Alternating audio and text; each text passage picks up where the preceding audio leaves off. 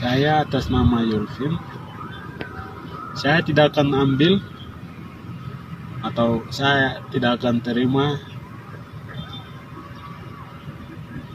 kalau negara mau berikan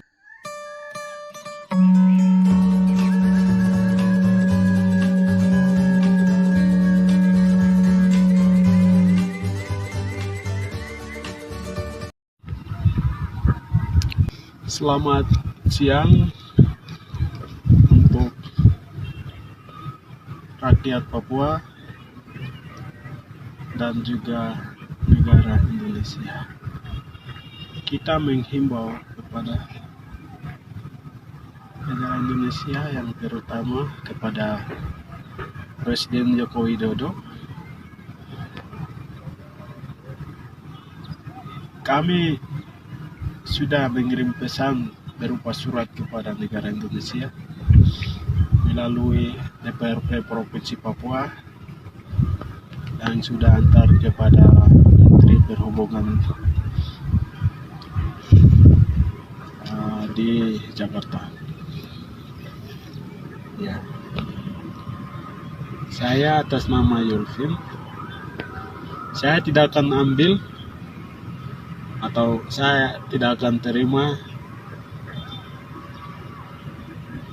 kalau negara mau berikan sesuatu atau pekerjaan kepada saya. Mengapa? Karena jawaban sudah jelas.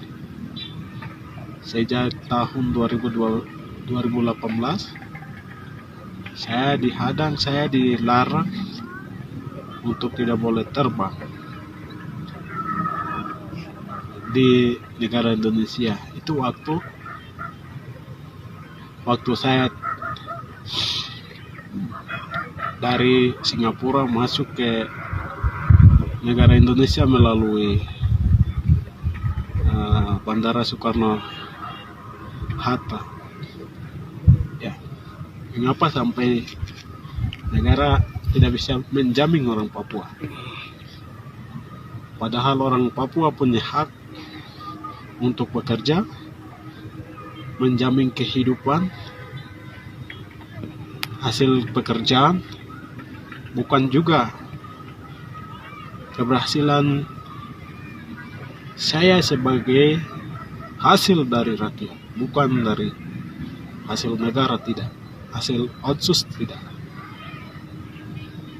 Ya, ini hasil rakyat murni yang saya berjuang menderita selama 2 tahun di Amerika. Tapi negara tidak mengizinkan saya karena bintang kejora. Gelang bintang kejora ini tidak masuk akal sekali. Negara ini memang logikanya masih belum dewasa. Hukum otsus itu masih menjamin waktu tahun 2018 sampai saat ini.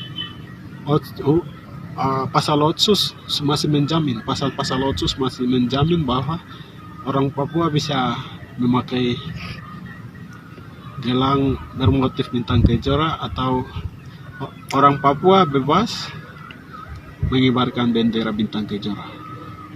Nah, lalu kenapa negara khawatir dengan bintang kejora? Ya, saya mau tegaskan supaya negara buka ruang untuk menentukan hasil pendapat rakyat di Papua. Kalau negara mau kita itu bebas, tidak boleh bekerja di negara Indonesia. Ya, negara sudah memberikan ide dan gagasan untuk memperjuangkan, karena negara sudah memberikan wawasan yang berbeda tentang Papua, berbeda pendapat tentang Papua kepada orang Papua. Ya, pekerjaan orang Papua. Ya, jadi saya tidak akan terima berupa pekerjaan, karena sudah menjalani 6 tahun saya menderita nganggur di negara ini. Saya sudah kecewa dengan negara ini. Saya sudah kecewa dengan keputusan-keputusan yang sudah ambil melalui keputusan yang sudah ambil melalui negara Menteri Perhubungan. Jadi ini Menteri Perhubungan ini adalah sebagai aparatur ya negara. Jadi ini kesalahan negara terhadap saya. Saya ini bukan saya sendiri, tetapi saya adalah orang Papua, saya adalah rakyat Papua, saya adalah isu-isu yang terjadi di Papua.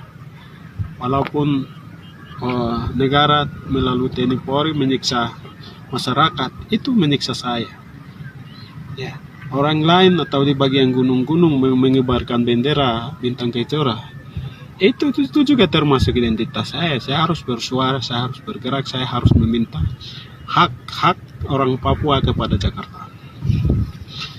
Ya, saya serukan masalah Papua ini sudah masuk di daftar PBB. Negara Indonesia tidak akan lari dari keputusan yang akan jatuh. Ya, mau dan tidak, negara harus memberikan ruang untuk menentukan kebebasan menurut hak-hak yang tercantum kepada rakyat Papua. Ya, pejabat-pejabat Papua dan elit-elit politik lokal di Papua atau Binbain, otoritas Binbain yang bekerja di Papua, itu bukan solusi, itu bukan jaminan untuk mematikan pergerakan yang bertumbuh di Papua. Pergerakan yang bertumbuh itu akan berkembang luas dan berjuang sampai Papua ini menjadi negara yang berdaulat tanpa negara Indonesia. Saya meminta negara untuk memberikan hak kebebasan untuk menentukan masa depan orang Papua. Ya, jika negara peduli dengan hukum atau negara peduli dengan hak-hak politik orang Papua. Kalau tidak menghargai, itu pun orang Papua akan merdeka. Karena Tuhan sudah memberikan kesempatan untuk kita menikmati di atas tanah kita sendiri. Lebih baik sebelum waktunya tiba, negara Indonesia harus angkat kaki dari tanah Papua. Ya, mau dan tidak cara Tuhan akan bekerja. Ini cara terakhir. Apa yang kamu merasakan perasaan-perasaan terhadap saya sudah rambut ini, saya sudah pada kaki kotor ini gara-gara saya berdoa. Saya minta sama Tuhan, akhirnya Tuhan mau jawab.